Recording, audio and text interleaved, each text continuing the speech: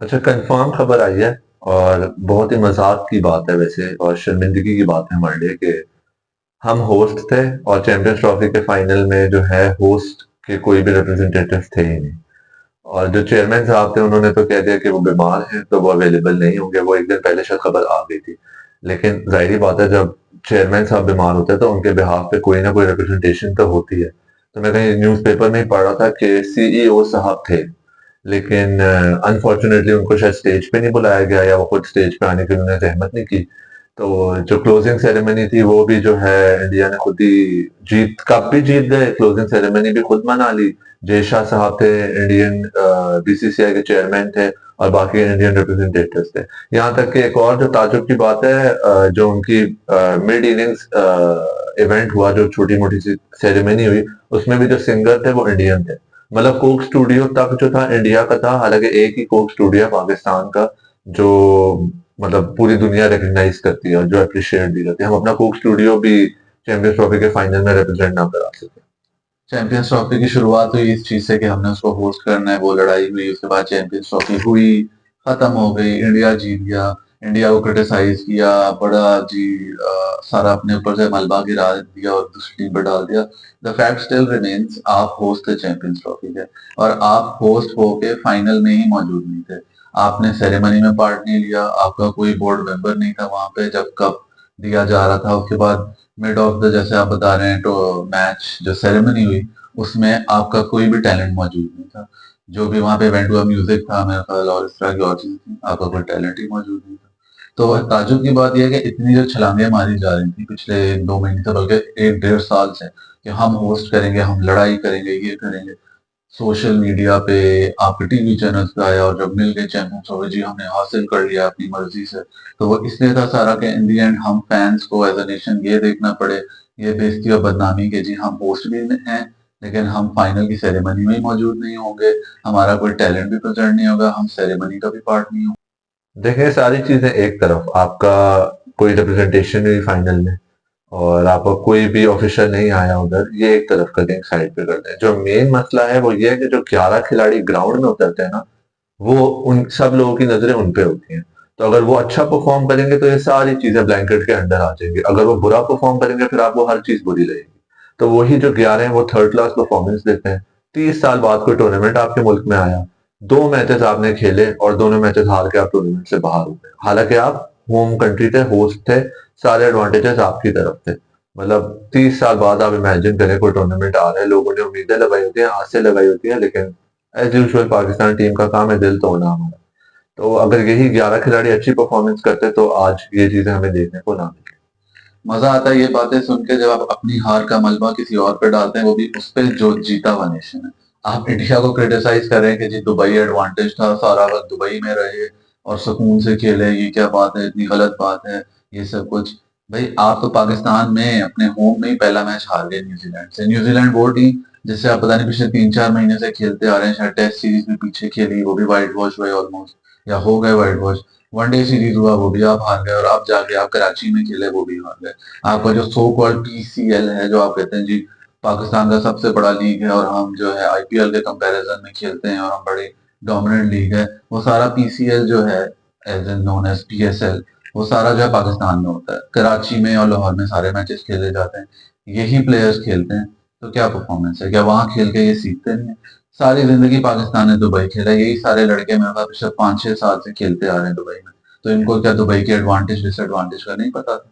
ये कैसी क्रिकेट है? जब आपके ऊपर आती है तो आप कहते हैं जी सारी मुश्किलें हमारे पर हैं, but when it comes to performance, आपकी उन्हीं जगहों पे जीरो परफॉर्मेंस है जहां पे आप सारा साल क्रिकेट खेल। अच्छा, चैंपियंस ट्रॉफी को भी खत्म हुए हुए कोई हार्डली 3 4 दिन ही हुए हैं, तो आप इंस्टाग्राम पे कुछ वीडियोस चलते हुए देख रहे होंगे कि उनका रिटर्न हो रहा है, शादाब खान का। उनकी कोई इंस्टाग्राम पे वीडियोस आई हैं फिटनेस की, और कुछ डोमेस्टिक की कोई एस्थेटिक रील्स आई हैं उनकी। तो वो, हालांकि 2 साल से आप देख रहे हैं उनकी परफॉर्मेंस क्या है, वो फुल टाइम फुल स्पिनर है, फुल टॉस फेंकने वाले, जो हर किसी मैच में किसी के साथ भी खेलते तो छक्के ही खा रहे होते हैं। तो अब वो वापस टीम में आ गए, तो वाइस कैप्टन T20 स्क्वाड में हमारे। और वही दामाद ससुर वाला चक्कर चल रहा है उनके। ससुर जी जो है अभी तो शायद बोर्ड में ज्वाइन नहीं किया, आपके जावेद जो है शायद अपना टेन्योर पूरा कर रहे हैं प्रोबेबली। लेकिन न्यूज यही आ रही थी कि सकलैन मुश्ताक साहब वापस आ रहे हैं, तो अगर शादाब साहब वापस आ गए तो होपफुली उनके ससुर भी आ ही रहे होंगे। और दूसरी तरफ देखें एक के ससुर तो पहले ही है जिनका बहुत ज्यादा इन्फ्लुएंस है, वो बहुत बड़े स्टार भी रहे हैं क्रिकेट के, और उनकी बॉलिंग परफॉर्मेंस तो वैसे ही आप देख चुके हैं चैंपियंस ट्रॉफी में भी, उससे पहले भी। अभी उन्होंने प्रैक्टिस मैच में कोई बॉलिंग कराई है और उन्होंने किसी नए लड़के से जो है 4 छक्के खाए। मतलब वो 6 छक्के खाने ही वाले थे, तो वो चौथे छक्के के बाद जो है कमर पकड़ के चले गए। और आपको और मुझे भी पता है, हम क्रिकेट देखने वाले लोग हैं, हम क्रिकेट खेलते भी हैं। जब आप 3 छक्के खा लेते हैं, आपको पता होता है यार अब जो 3 मुझे पढ़ने हैं, या तो मुझे सीधे सीधे पड़ेंगे, या तो मैं कोई इधर उधर इंजरी करके चक्कर चला के बाहर हो जाऊं, साइड पे हो जाऊं। तो बस वो उस चीज से बचने के लिए टीम से साइड पे हो गए। वही चल रहा है, ससुर दामाद। मतलब जब ये टीम में नहीं होते तो ये टीवी पे बुराई कर रहे होते हैं, और जब ये मैनेजमेंट में आ जाते हैं तो ये टीम की तारीफें कर रहे होते हैं। तो यही इन्फिनिट लूप चल रहा होता है, कभी बुराई कभी अच्छाई, कभी बुराई कभी अच्छाई। अगर मैं आपसे एज अ क्रिकेटिंग फैन बात करूं, जो सबसे बड़ी डिसअपॉइंटिंग बात है मेरे लिए और सबके लिए, सुनने वालों के लिए, वो ये है कि जो आजकल के गुरुज टीवी पे बैठे हैं, जो हमारे सो कॉल्ड मैं लेजेंड्स अब तो कहूंगा, क्योंकि I don't think they deserve this title, जो टीवी पे बैठ के आज के खिलाड़ियों के ऊपर बेहुदा किस्म के जोक्स मारे। अभी रिसेंट किसी टीवी शो में वो बनाना के ऊपर जोक मारा गया कि जी केले इतने खाते हैं, फिर इस तरह के और नाम रख के टॉन्ट्स करना, ये सब करना। देखिए, आप जो ये 90s का हमारा जो एक स्लॉट था प्लेयर्स का, जो 92 से 2003 तक खेला, इन्होंने क्या अचीव किया जो आज टीवी पे लेजेंड बन के बैठे हुए हैं और दुनिया भर में जो है हमारी टीम का ही मजाक बना रहे हैं और हमारे मुल्क का मजाक बना रहे हैं।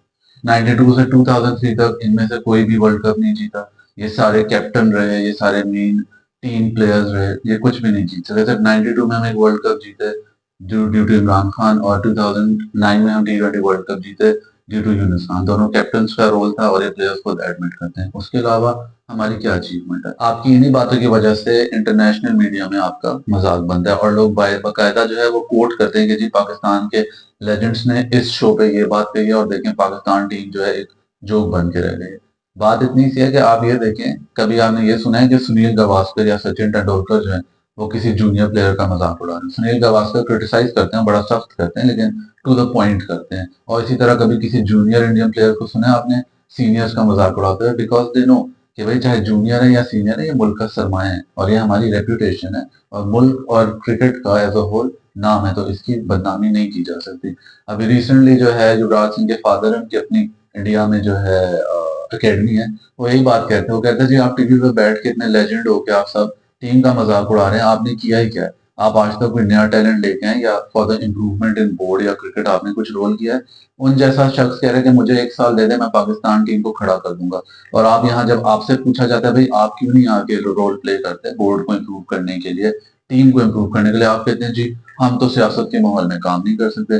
सारी जिंदगी आपने सियासत की बेस पे क्रिकेट खेली, सारी जिंदगी जो है आपने ग्रुपिंग की बेस पे क्रिकेट खेली है, और उसके बाद अब आप पॉलिटिक्स की बेस पे जो है पाकिस्तान क्रिकेट बोर्ड का हिस्सा बन जाते हैं।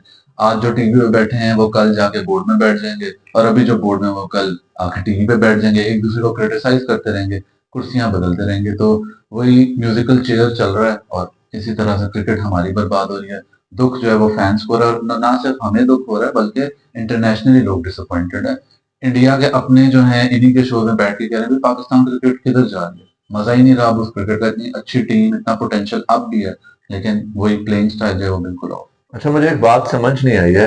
टूर्नामेंट चैंपियंस ट्रॉफी 50 ओवर का हुआ था, और कैप्टन आपने रिजवान को T20 से हटा दिया, तो ये बात मतलब हजम नहीं होती। T20 तो आपने खेला ही नहीं, ना T20 की परफॉर्मेंस 50 ओवर्स के साथ रिफ्लेक्ट की जा सकती है। तो ये पीसीबी में कैसा थिंक टैंक बैठा हुआ है, कौन बैठा हुआ है, कौन इतना दिमाग लगा रहे हैं कि हमने 50 ओवर की बेस पे 20 ओवर्स का कैप्टन चेंज करना है।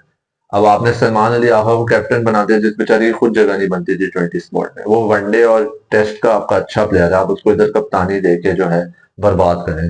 ये तो यही समझ आ रहा है आप किसी ना किसी को अकोमोडेट करने के लिए जो है टीम में चेंजेस करें। अब आप शादाब खान को भी ले आए हैं, आपने फिर पता नहीं एक तरह से सोचा कि हम नई टीम बनाएंगे, हालांकि अगले साल ही अब T20 वर्ल्ड कप आ रहा है जो कि इंडिया और श्रीलंका में खेले जाना है। तो मुझे समझ नहीं आता ये ऐसे डिसीजन लेता कौन है। हम यहाँ कैमरा के पीछे बैठ के, हम जो फैंस हैं, मैं आप या जो भी देखता है, वो बैठ के बताता है भाई ये चेंजेस करने की जरूरत नहीं है, बस इतने माइनर से चेंजेस करें और चीजें ठीक हो जाएंगी, लेकिन इनको समझ नहीं आती है। खैर, इस चीज का जवाब मेरा ख्याल यही है कि प्लेयर्स जो हमारे 11 खेलने वाले हैं वो ग्राउंड में जवाब दें, अच्छी परफॉर्मेंस दें, मेरिट पे सिलेक्शन हो। अगर मेरिट पे सिलेक्शन होगा ऑटोमेटिकली आपकी परफॉर्मेंसेज आएंगी, आपको दुनिया कंसिडर करेगी कंपेटिटिव टीम। और जो आपकी टर्म्स एंड कंडीशंस अब नहीं मानी जा रही, जो आपको जैसे आपको होस्टिंग राइट्स नहीं मिल रहे थे, इंडिया खेलने नहीं आ रहा था, ऑटोमेटिकली खुद सारी टीमें आएंगी जब आपके पास 6-6 7-7 ट्रॉफीज होंगी। ऑस्ट्रेलिया को क्यों लोग मानते हैं, उनके पास 10-11 ट्रॉफीज हैं आईसीसी की, इसीलिए उनका इतना ज्यादा से है क्रिकेटिंग वर्ल्ड में। तो यही चीज आपको भी चाहिए। अगर ये चीज नहीं होगी तो वही स्टोरी रिपीट होती रहेगी जो हम फैंस हर दिन फेस करते हैं। Thank you for watching the video. Don't forget to like and subscribe our channel. और हाँ, जाने से पहले make sure you share this video with someone, as one conversation might change someone's life.